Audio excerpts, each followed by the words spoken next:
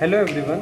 आज हम class 12 NCERT के इवोल्यूशन चैप्टर में जो ह्यूमन इवोल्यूशन वाला पार्ट दिया है उसको डिस्कस करने जा रहे हैं। ह्यूमन इवोल्यूशन वाला पार्ट अक्सर बच्चों को थोड़ा मुश्किल लगता है क्योंकि इसमें काफ़ी सारी चीज़ें याद करने की हैं। तो इसके लिए हम आपके लिए शानदार ट्रिक्स लाए हैं जो काफ़ी ईजी हैं। तो चलिए शुरू करते हैं आज का लेक्चर, ह्यूमन इवोल्यूशन। अब देखिए यहाँ पे मैंने इसको ट्रिक बना रखी है। सबसे पहले तो आप सीक्वेंस याद कर लीजिए। सीक्वेंस कैसे याद करेंगे? Doctor Ram and Hanuman Japan car से गए। हमारी ये ट्रिक है, doctor Ram and Hanuman Japan car से गए। अब इसमें डॉक्टर का यहाँ पे मतलब है ड्रायोपिथेकस, डॉक्टर से ड्रायोपिथेकस, राम से रामापिथेकस, एंड से ऑस्ट्रेलोपिथेकस, हनुमान से होमो हैबिलिस, जा से जावा मैन, पा से पेकिंग मैन, एन से निएंडरथल, कार से क्रोमैग्नन, और यहाँ पे से आ जाता है आपका होमो सेपियंस सेपियंस। तो अब यहाँ पे सबसे पहले ड्रायोपिथेकस आपके एप लाइक थे, ये तो आपको सीधे याद हो जाएगा एप लाइक, क्योंकि स्टार्टिंग में ह्यूमंस तो एप से ही इवॉल्व हुए हैं, तो स्टार्टिंग में एप लाइक ड्रायोपिथेकस। इसके बाद रामापिथेकस, तो रामापिथेकस में आप ईट सीड एंड नट इसको याद कर सकते हैं। कैसे? राम जी क्या खाते हैं? राम जी क्योंकि वन में रह रहे हैं तो क्या खाएंगे? सीड खाएंगे, नट्स खाएंगे। ठीक है, ऐसा आप लॉजिक बना सकते हैं। फिर ऑस्ट्रेलोपिथेकस, ऑस्ट्रेलोपिथेकस सबसे पहले वो थे जो कि फर्स्ट फुली इरेक्ट आए थे, सबसे पहले ये अपने पैरों पर सीधा खड़ा हो पाए थे। ठीक है, तो आपको एक सीक्वेंस से ये इसको याद कर लेना है। इसके बाद आपके आ जाते हैं होमो हैबिलिस। होमो हैबिलिस तो handyman tool maker, Hanuman Homo habilis. Hanuman ji की कभी भी आपने फोटो देखी होगी तो वो एक गदा पकड़े रहते हैं, तो उससे आप क्या लॉजिक लगा सकते हैं कि ये हैंडीमैन थे होमो हैबिलिस और टूल मेकर थे, ये टूल्स भी बना सकते थे। और साथ ही इनकी क्रेनियल कैपेसिटी भी आपको याद रखनी होगी। 650 to 800 सीसी इनकी क्रेनियल कैपेसिटी होती है। फिर आपके अगले आ जाते हैं जावा मैन, जा से जावा मैन, इनका नाम होता है होमो इरेक्टस और इनकी क्रेनियल कैपेसिटी यहाँ पे 800 to 1000 सीसी होती है। ये क्या करते हैं? फायर का यूज करते थे, यूज ऑफ फायर। कैसे याद रखेंगे? जा से जावा मैन, जावा मैन यानी जला देगा, जला देने से आप क्या याद कर सकते हैं कि ये यूज ऑफ फायर करते थे, फायर का यूज ये किया करते थे। फिर आपका अगला यहाँ पे आ जाता है निएंडरथल, तो निएंडरथल केव ड्वेलर्स थे और बरीड द डेड, मतलब डेड को बरी किया करते थे। अब ये थोड़ा एडवांस हो गए है ना, ये अब इतना जानने लगे कि अब जो डेड होता है उसकी बरी भी करना होता है ग्राउंड में। ठीक है, इनकी क्रेनियल कैपेसिटी 1300 से लेकर के 1600 सीसी होती थी। ठीक है, इसके बाद आपके आ जाते हैं कार से क्रोमैग्नन। क्रोमैग्नन पेंटिंग भी किया करते थे, वॉल्स पे चित्रकारी किया करते थे, बनाते थे। 1650 सीसी 1650 सीसी की इनकी क्रेनियल कैपेसिटी होती थी। लास्ट आपके आते हैं सबसे एडवांस होमो सेपियंस सेपियंस। सिर्फ होमो सेपियन नहीं, अगर सिर्फ होमो सेपियन कहीं पे बात चल रही तो ये जो आपका निएंडरथल है, क्रोमैग्नन है और होमो सेपियंस सेपियंस, ये तीनों किसके अंडर आते हैं? होमो सेपियंस के।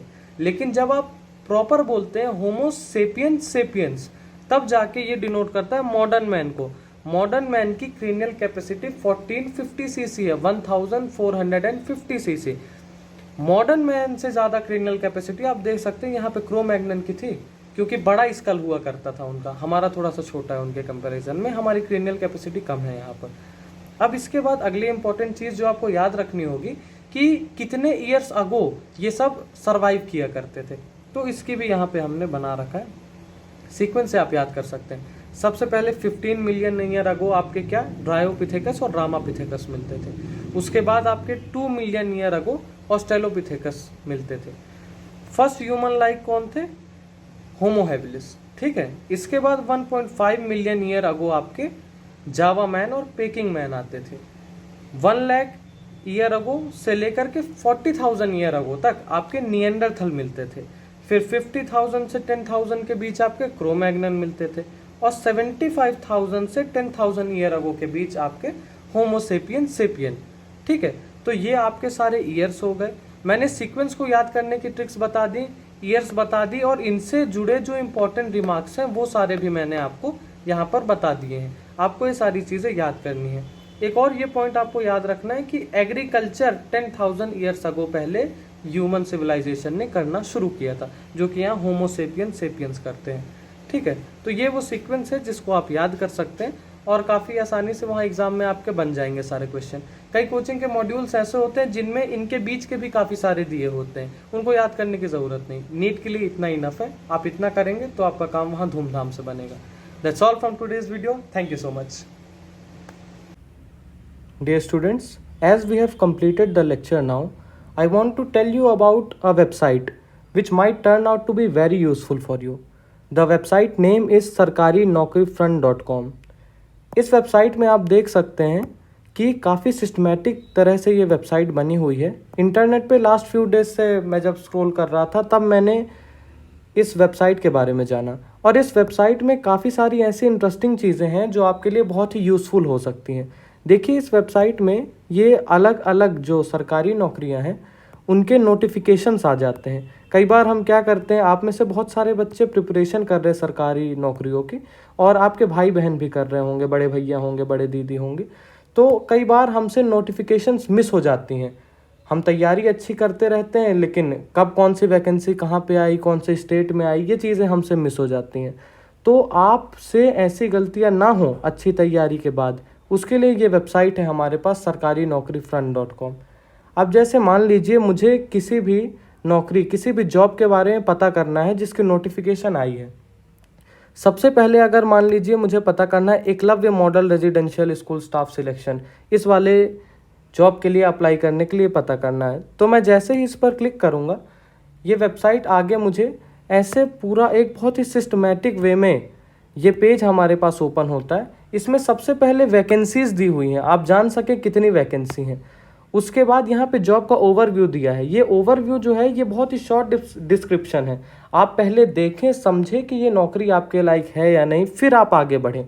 Basically what happens is the notification which is published by the official website that is of up to nearly 30, 40, 50 pages, and if you are going to spend your time on those 40-50 pages, and what happens is at the 39th page or at the 49th page you realize that this job is not suitable for you, आपका बहुत सारा समय जाता है। आपकी इन्हीं सारी जो दिक्कतें हैं उनको दूर करने के लिए हमारी वेबसाइट में ये देखिए कितनी सिस्टमेटिक तरीके से पहले पोस्ट का नाम दिया है, फिर वैकेंसीज दी हैं, फिर शॉर्ट डिस्क्रिप्शन दिया है नोटिफिकेशन का। उसके बाद यहाँ पे आपकी जो भी डेट्स दी हुई हैं, कब से एप्लीकेशन फॉर्म स्टार्ट हुआ है, कब तक अप्लाई करना है, कब तक ऑनलाइन पेमेंट की डेट है, एडमिट कार्ड कब आएगा, ये सारी चीज़ें दी हैं। कैटेगरी वाइज आपकी यहाँ पे सारी की सारी दी हुई हैं, फीस दी हुई है, वैकेंसी, एज लिमिट, पे स्केल, इस वेबसाइट में आपको सब कुछ मिल जाएगा। और जब आप यहाँ से इसकी सारी एलिजिबिलिटी क्राइटेरिया को समझ लेते हैं, उसके बाद फिर यहाँ हमारी वेबसाइट में ये देखिए ये कुछ लिंक्स दी हुई हैं कि कहाँ से आप एडमिट कार्ड डाउनलोड कर सकते हैं, कहाँ से रिजल्ट कर सकते हैं, नोटिफिकेशन कहाँ से डाउनलोड होगी और अप्लाई कहाँ से होगा। मान लीजिए मैं ये अप्लाई पे क्लिक करता हूँ यहाँ पे, तो क्लिक हियर टू अप्लाई जैसे मैंने किया ये ऑफिशियल वेबसाइट में हम पहुँच गए, और इसके द्वारा आप खुद से जाके इसमें अप्लाई कर सकते हैं। sarkarinaukrifront.com की जो वेबसाइट है ये आपको सिर्फ नोटिफिकेशन देती है और सारी इंपॉर्टेंट बातें बताती है जिससे आपका समय बच सके। और बिल्कुल भी घबराइए मत, this is all free of cost. यहाँ पे किसी भी चीज़ के कोई भी पैसे नहीं लगने वाले। आप सभी हमारी वेबसाइट पर रजिस्टर कर सकते हैं और इसका अधिक से अधिक लाभ उठा सकते हैं। That's all from this video, thank you so much.